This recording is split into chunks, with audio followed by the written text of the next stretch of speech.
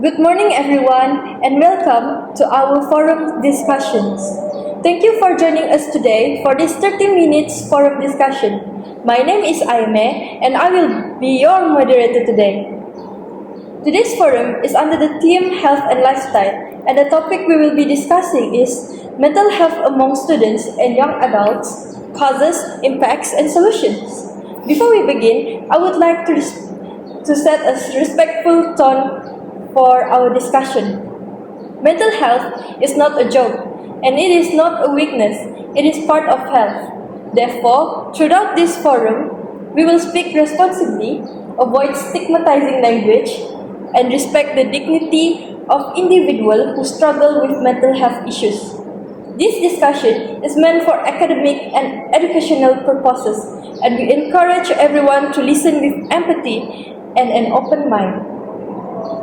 Since this is a recorded forum, we prepared a short Google form in advance. You may still scan the QR code to view the poll questions, but we will be showing sample responses that were collected earlier. Now, let me introduce our panelists. Panelist 1, Nur Asalina Chi, will focus on causes related to family and relationships problem and social media pressures, and later will share solutions.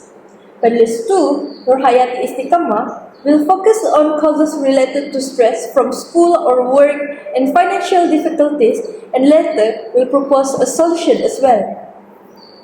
Our forum will be divided into 3 parts: causes, solution, and short question and answer. Panelist 1, let's begin with you. From your perspective, what are some personal and often invisible causes of mental health problems among young people, especially related to family, relationships, and social media? Please share your thoughts with us. Thanks for setting the stage, Aimee. You've highlighted how the grind affects us, but I want to pivot to the more personal, often invisible triggers. First, let's look at family and relationship dynamics.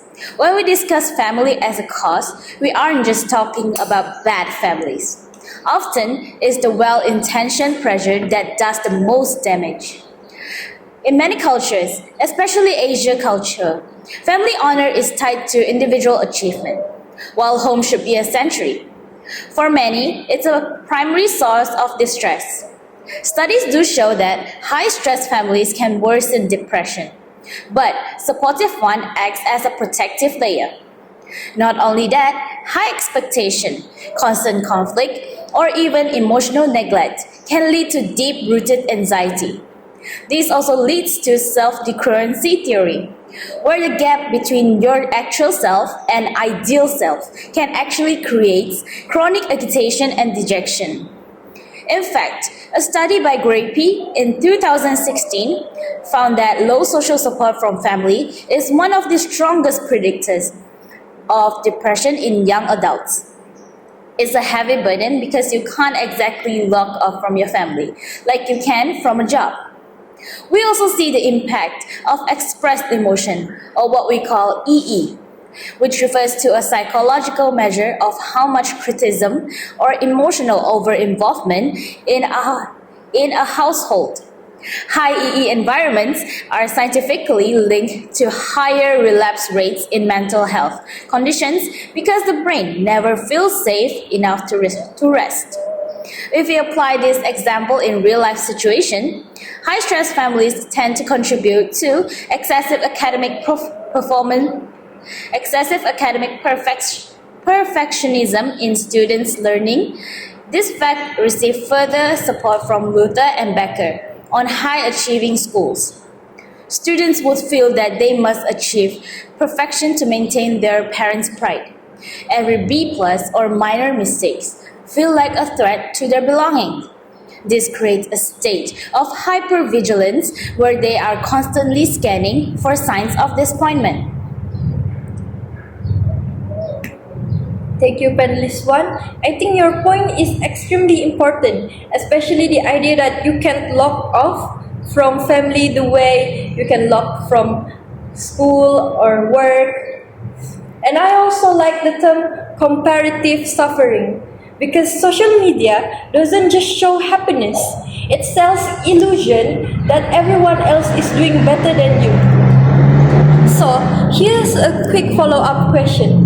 Between family pressure and social media pressure, which do you think affect young people long term?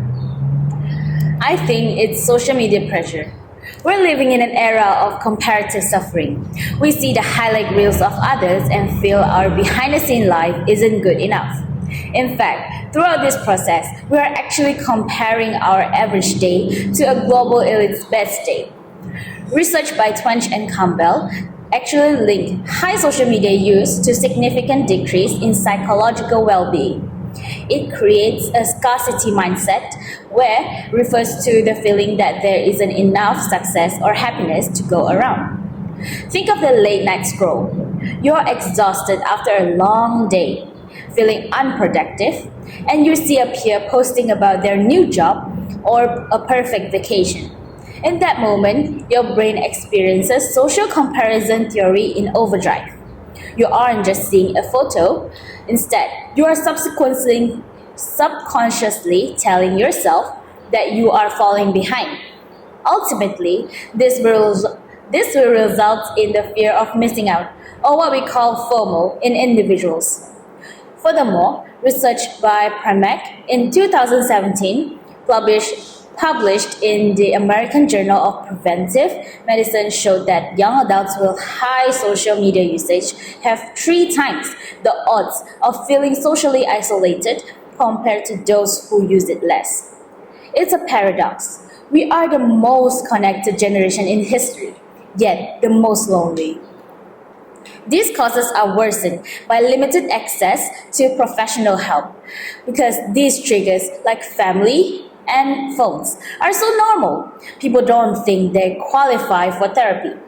They think everyone has a phone, everyone has parents, so I should just able to handle it.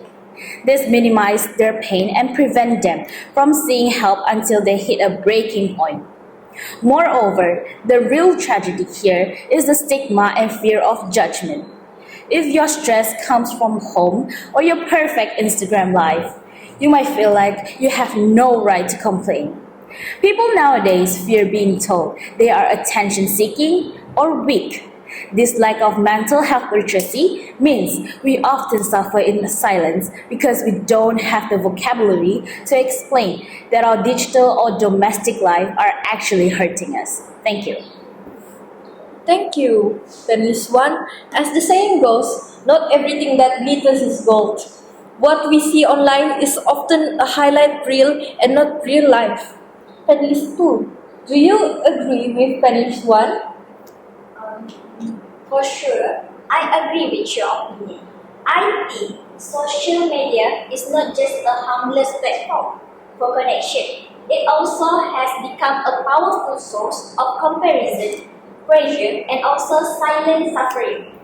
Research has clearly shown the psychological consequences, increased loneliness, FOMO, and declining well-being. If we truly want to address the mental health crisis among young people, we must first acknowledge the hidden impact of digital comparison and break the stigma surrounding emotional struggles. Therefore, we can increasing mental health literacy and creating safe space for honest conversation, and we also can move from silent suffering to meaningful support. That's all from me. Thank you, Panelist 2. How do school or work stress and financial difficulty contributes to mental health problems among students and young adults, in your opinion? Thank you, moderator, for giving me a chance to talk. So, nowadays, stress from school and work is also one of the most common causes of mental health problems, especially among students and also working adults. This because too much work and activities over a long period can seriously affect our mental and emotional well-being. In school, students often face pressure from exams, deadlines of their work, heavy workloads, and also extracurriculum. In addition, many students also feel that their grades define their worth, which can lead to constant fear and also worry about what they will happen in the future, about like why they can fail on the examination and so on. So from that, they will think that if they fail or cannot answer the question from the examination, they will scare for disappointing their parents and also their teachers.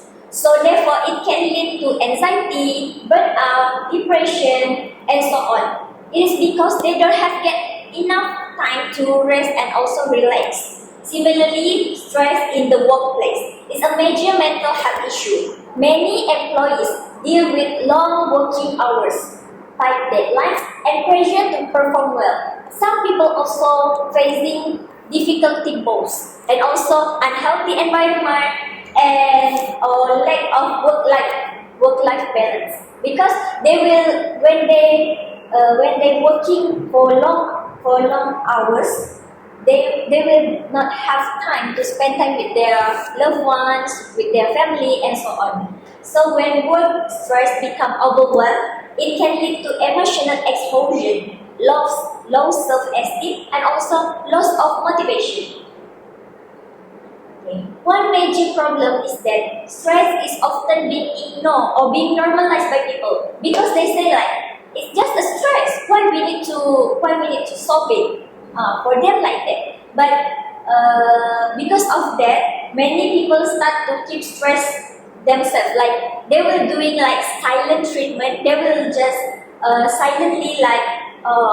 If I have stress, I don't think so. I need to talk with people because they feel guilty for what they are struggling. So from there, over time, it can lead to serious health problems such as chronic anxiety, depression, or panic attack, because they don't have someone to listen what they have going through and so on.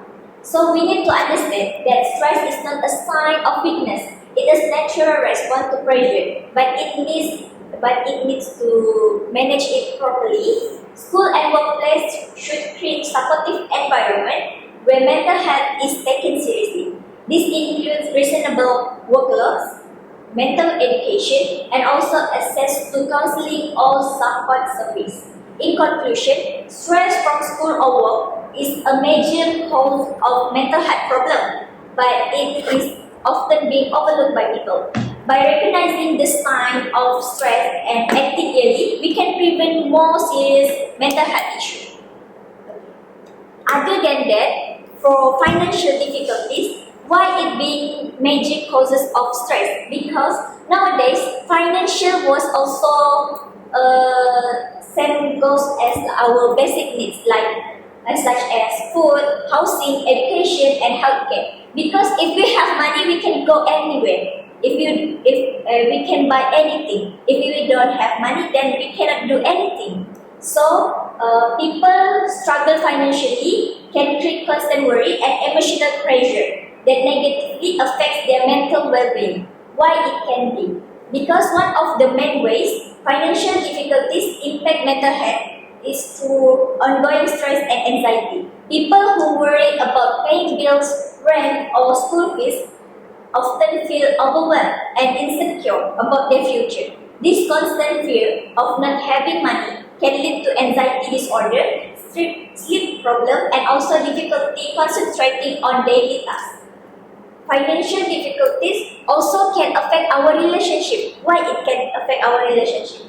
Stress about money can lead to argument between family or our partner, because in some households, financial pressure creates tension, anger, and also emotional distance. Living in such an environment can increase stress level and contribute to anxiety, depression, especially for children and young adults.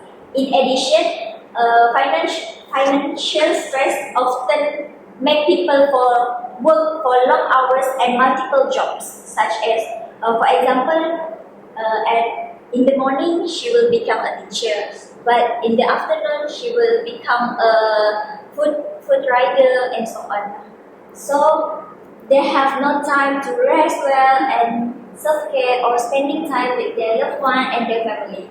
In conclusion, financial difficulties are a powerful cause of mental health problems, affecting emotional, social, and psychological well-being. By addressing both financial and mental health challenges together, we can reduce stress, improve quality of life, and support those who are struggling. Mental health support be accessible to everyone regardless of their financial situation. That's all from me. Thank you, panelists two.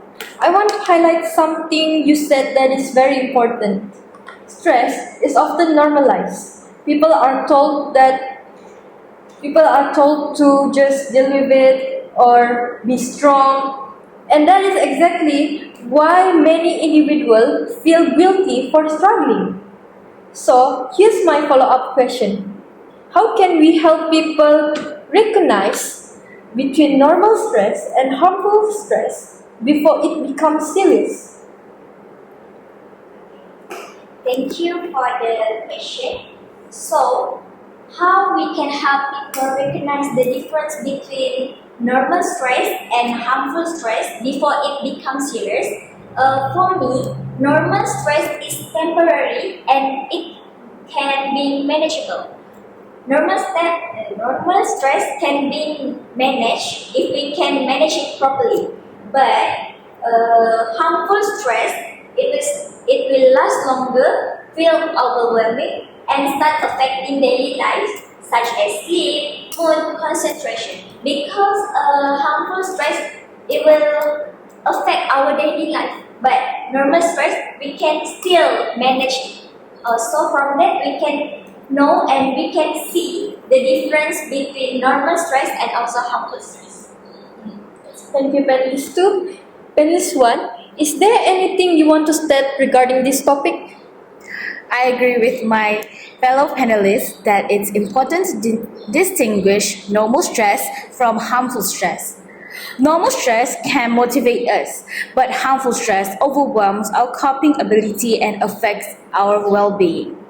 Understanding this difference helps us to focus on reducing harmful stress while building resilience for everyday challenges. That's all for me. Thank you, panelist 1. This shows that mental health problems are not caused by only one factor. Different individuals experience different pressures depending on their environment and circumstances. Now, let's move on to solutions. Panelist 1, from your perspective, what solutions do you think can help, especially from angle of family support, friendship, and encouraging open discussion? Thank you for the question, moderator. I agree that professional help is vital, but we also need to look at the immediate environment. Professional help is the cure, but community and family support are the prevention. We need to foster an environment where support from family and friends isn't just an afterthought. When a person feels secure in their inner circle, the resilience skyrockets. Furthermore, there is evidence that shows that supportive family, friends, and also community would act as a critical psychological buffer. This statement is also supported by a study conducted by Cohen and Wills in 1985. When a friend says, "I hear you and I'm here," it actually lowers your cortisol level. We need to train ourselves to be first responders for our friends, not by fixing their problems, but by sitting with them in their discomfort, because during the fixing process, toxic positivity might happen. For example, instead of telling a friend struggling with family problem to just ignore them, a supportive friend would say, "It makes sense that you feel trapped right now." That's a huge weight to carry. This is supported by attachment theory. Adults with secure attachment, which refers to friends they can rely on without judgment, will show much higher level of emotional regulation. Having just one secure base can prevent a stressful life event from turning into clinical disorder. When a support system is robust, it mitigates the severity of condition like eating disorders and anxiety, as the individual feels a sense of belonging and safety. That's all from me. Thank you, Panelist 1. I think your point about brave spaces is powerful because many people don't need advice first. They need a space where they can feel safe enough to talk about their feelings. So here's my follow-up question. What is one simple thing a friend can say that truly helps someone who is struggling instead of only saying, "Are you okay?" Before I continue with the answer, please allow me to explain what is the main concept of this question. In this case, we have to bridge the gap of encouraging open discussions. It is not enough to be aware that mental health problems exist. We must be literate in what they actually are. This directly addresses the lack of mental health knowledge. If people understand OCD is a neurological loop and not just liking things clean, they are less likely to judge. On top of that, we need to move past the "Are you okay? Yeah, I'm fine" script. This is about creating brave spaces rather than just safe spaces.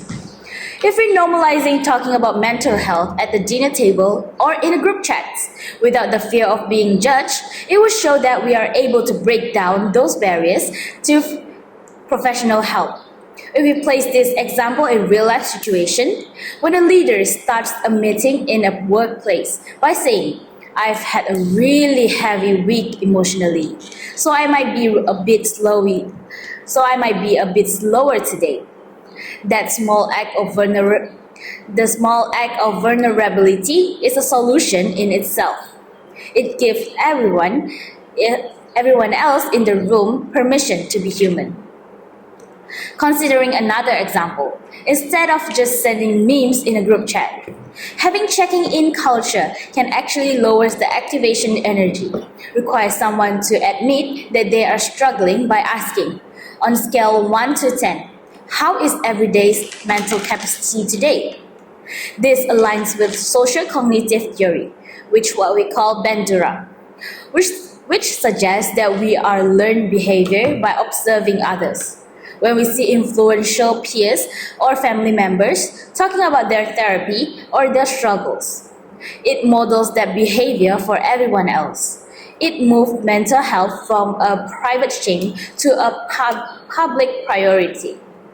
On the other hand, we also provide public with vocabulary to understand these are medical and social conditions, not character flaws. This is based on contact theory. The idea of that prejudice and stigma decrease when we have meaningful contact with people who share their life experience. As the saying goes, anything that's human is mentionable, and anything that's mentionable can be manageable. If we can talk about it, then we can survive it. To wrap up my part, we have to remember the causes of our distress are often social and relational. So our solution must be social and relation too. We can't just medicate our way out of a lonely society. We have to talk our way back home to connection. That's all for me. Thank you, Panelist 1. Panelist 2, from your perspective, which solution can institution and society provide, especially in terms of mental health awareness and counseling services? Thank you, moderator, for giving me a chance to speak again. Increasing mental health awareness is one of the most effective solutions to reducing mental health problems in society. When people understand what mental health is and how it affects our daily life, they are more likely to recognize problems early and seek help without fear or shame. For example, in Malaysia, there have many of programs that being organized such as Let's Talk Minda Sihat by MOH, Love Yourself campaign by UNICEF and Young Leaders, and Young Advocates for Mental Health by MIASA. One major benefit of mental health awareness is reducing stigma such as panelists one have mentioned right just now. Many people are afraid to talk about their mental health because they worry about being judged or misunderstood. Awareness, a campaign, open discussion, and education, it can help normalize mental health struggles and remind people that mental illness is not a sign of weakness. When stigma is reduced, individuals feel safe to share their experience and ask for support. Mental health awareness also helps people recognize early warning signs when students, employees, and also families are educated about symptoms as constant stress, anxiety, mood changes, or emotional exhaustion. They come to act before the problem becomes more serious. Early intervention can prevent long-term mental health conditions and improve recovery. Community involvement is another key part of increasing mental health awareness. Workshops, seminars, and public forums allow people to learn, ask questions, and also share their experience, how they survive from the mental illness and others. Their events build a sense of connection and remind individuals that support is available within their communities. Next, in discussing solution to mental health issue, another one effective and evidence-based approach is the provision of professional counseling service. Mental health challenges such as stress, anxiety, and depression are increasingly common and if left unaddressed, can significantly affect an individual's daily functioning, productivity, and quality of life. Research in psychology and public health consistency show that early psychological intervention is essential in preventing mild emotional distress from developing into more serious mental health disorders. Counseling service provides structure, confidential, and support environment where individuals can express their concern without feeling fear of being judged about how they feel. Through professional guidance, individuals can learn to better understand their emotion, identify source of stress, and develop healthy coping strategies. Evidence indicates regulation, problem-solving skills, and psychological resilience. In many cases, counseling has been shown to reduce symptoms of anxiety and depression and improve overall well-being within a relatively period of intervention. So from there, we can prove it that counseling service can help people who are struggling. They can just go there and tell the counseling how they feel without feeling like anyone will judge them. Despite its effectiveness, the utilization of counseling service remains limited due to stigma and misconception surrounding mental health. Many individuals perceive seeking counseling as a sign of weakness, when in fact it reflects self-awareness and a proactive approach to personal well-being. Normalizing counseling service and integrating them into institutions and communities can encourage help-seeking behavior and reduce barriers to access. In conclusion, counseling service should be recognized as a crucial component in addressing mental health issues. Supported by strong evidence, counseling contributors to early intervention, emotional recovery, and long-term mental well-being. By ensuring accessibility to counseling service and fostering an environment that supports mental health awareness, we can promote healthier individuals and more resilient communities. So that's all from me. Thank you. Thank you, panelists too. From today's forum, we can conclude that mental health issues among students and young adults are influenced by many factors, including family and relationship problems, social media pressure, stress from schoolwork, and financial difficulties. And the solution require both individuals and communities, such as support from family, friends, and community, encouraging open discussions, increasing mental health awareness, and providing counseling services. As a final reminder, people do not need to reach rock bottom before they deserve support. Mental health matters just as much as physical health, and no one should feel alone in dealing with it. We cannot control every pressure in life, but we can control how we respond and how we support others. Thank you everyone for listening and have a good day. Thank you.